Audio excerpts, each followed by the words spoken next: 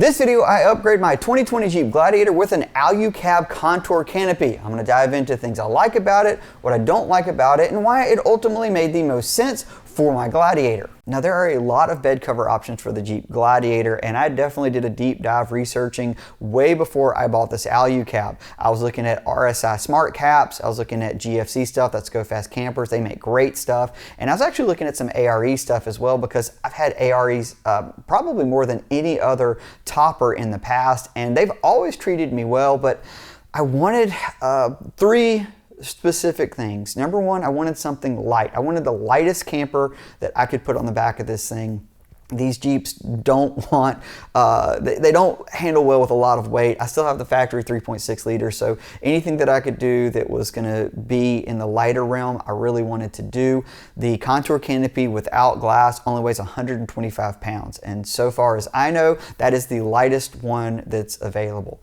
The other thing I really wanted to make sure is that it had a high load rating for static and dynamic. Now, that is talking about the load bars, and if you're not familiar how that works, is you'll see different companies say, oh, this is what my roof can hold, and a lot of times if they're just trying to make it sound like the roof is stronger than it is or the crossbars are, they'll just give you the static figure, and that's always much higher than the dynamic. Dynamic is that figure you need to know because that's the weight that it can support when the vehicle is moving.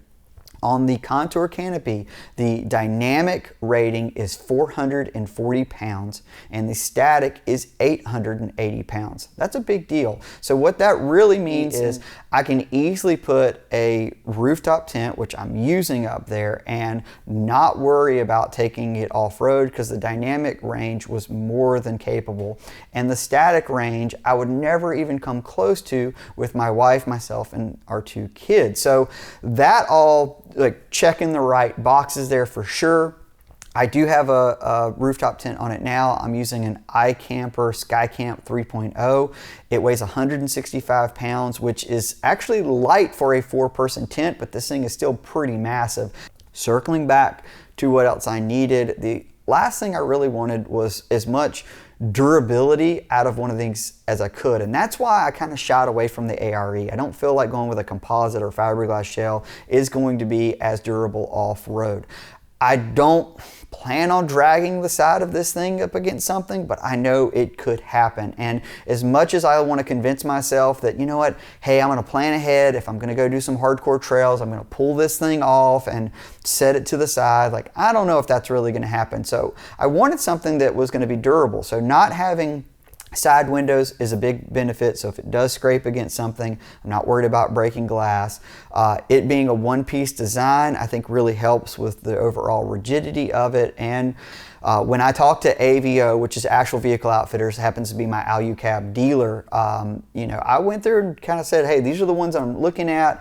What do you think? And, you know, they said, hey, this is our experience. We've been, you know, using these things for years. This is what our customer base uses them for. This is what we use them for. And ultimately I said, okay, I think this makes the right decision. So I ordered it through AVO.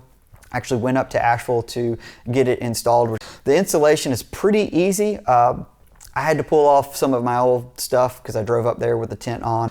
Once that stuff got pulled off, there's really not much to the install. Matter of fact, it takes more time to wire this all in than anything else. It actually mounts to the trail rail system on the Gladiator, which I really like. It uses shims to make sure that the brackets are level and, you know, properly installed. I did go with a slightly taller mounting feet to put the rooftop tent on here because of the way the iCamper clamps actually work. That requires it. But overall, very happy with that install, and AVO did a really good job. Now, I do want to talk about a few features on the inside, and let's talk about sealing because I know that's a big deal. Now, I didn't go with anything basically on the inside. I wanted it as open as I could so I can essentially change it for whatever I needed to. very quickly, whether this is going to the beach or camping or wheeling. I didn't want a bunch of brackets and stuff hanging around. So for me, this is perfectly fine. If I do decide one day that I do want to upgrade or build it out any differently, it does already have a track system, so it's pretty easy to upgrade with that. These things come standard with 3 LED lights. So you've got an LED light at the very back and 2 on the sides. They all swivel, which really makes it nice to get a little bit of extra light if you either need it on the outside, or for me, I really like the rear one because you can twist it back and illuminate your tailgate, giving you really nice ability to light up something at night if you are working on something. In terms of sealing, this thing does have a pressurized vent on it to keep dust out the best it can, and I think it does a pretty good job. You got to manage your expectation with these things. Compared to other bed covers I've had in the past, I think it's absolutely adequate. I don't know if it's that much better, but it works pretty good at keeping dust out. In terms of sealing water, it's okay. It's basically on par with other shells that I've had. I think my AREs in the past sealed better than what I'm getting out of this seal. I get a little bit of weepage out of the front. Not enough to make me, I need to take this thing off and chase it down, but it does leak a little. Okay, a couple things that I want to talk about on the side. So the latches I like, pretty easy, one click. They do have struts all the way around, so each one has 2 struts, giving it very easy lift. Getting in and out of the back of it, I step on the wheel, which I'm sure is going to cringe some people, but these wheels get ground against rocks all the time, so it doesn't worry about scratches, or me at least, stepping into it.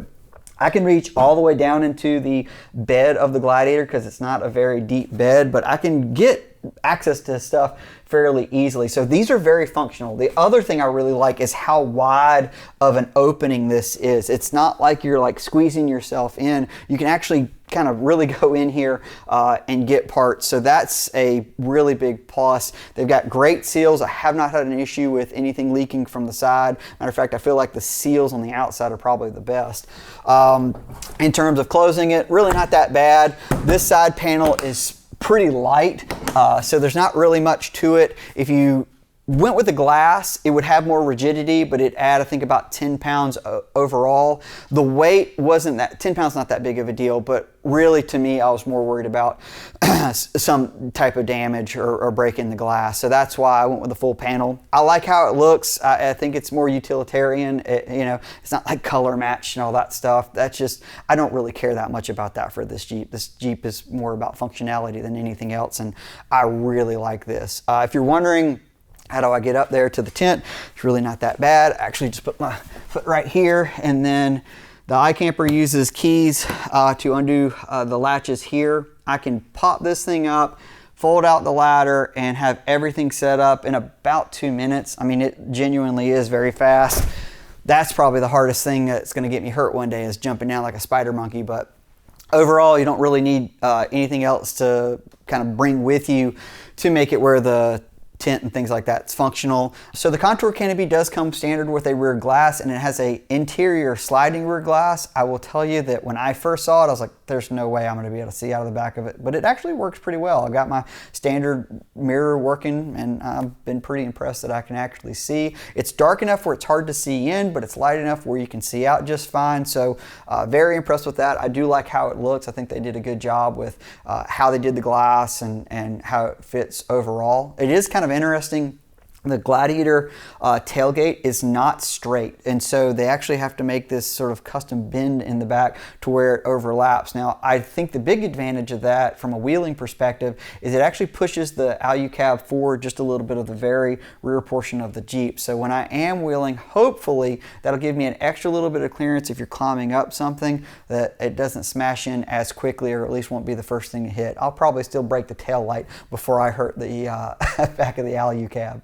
At the end of the day, I am very happy with this topper. It doesn't really make a lot of noise. I've got plenty of on-road miles with it now, and definitely got some off-road experience with it as well. Is it going to stand the test of time? Well, that's only something that actually taking this thing off-road more and some future adventures will tell you. I think for holding up the tent and keeping my gear out of the elements, I'm very happy with it. I think it's competitively priced. I'm very happy with how it's been kind of holding up so far. And this is going to be one of those things where I hope I don't screw it up and plan ahead and take it off if I'm going to be in some hardcore wheeling, but it might end up staying on there, so we'll just have to see what happens. If you're curious about the future, please consider subscribing to the Driving Latin channel. That's where you're going to see most of these videos. If you got any questions or want to see some stuff behind the scenes, either drop them in the comments, or you can find me at all social media platforms at Ali Mansour Editor. As always, I appreciate you guys watching and hope to see you on the trail. Take care.